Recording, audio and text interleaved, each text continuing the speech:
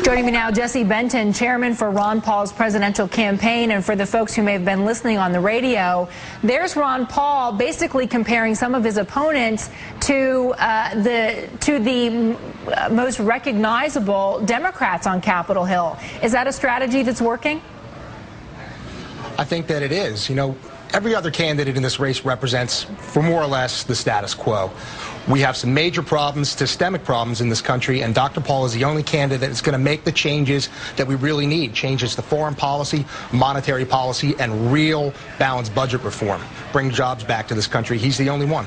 When you look at the straw polls, he's coming in very strong. But when you look at overall opinion polls, he's still struggling here. The CNN opinion poll puts him with 12% of the support. Real Clear Politics average puts him at about 8%.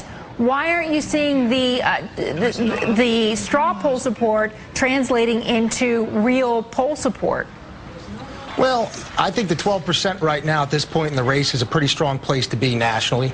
And the only polls that matter right now are the early states. Ron's at 16% in Iowa, according to Rasmussen, 14% in New Hampshire in the most recent poll. So we're seeing good growth in the polls.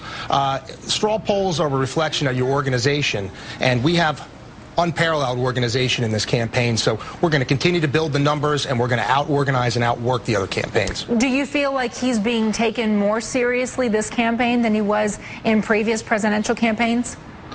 Absolutely, and he's being taken a lot more seriously by the people, because they're waking up to the fact that our government's broke, and we're solving our problems, or trying to solve our problems, by throwing printing press money at them.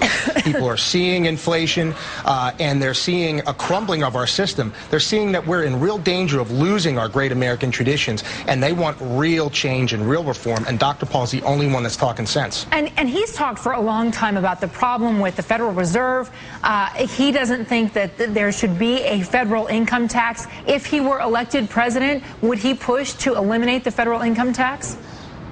Absolutely, and it couldn't be done overnight, but you got to realize that 52% of our government revenue comes from sources other than the income tax. We could spend the same amount of money that we spent in 2003 and have no federal income tax. So it could be done, but we'd have to work on our spending, cut spending. We could do it.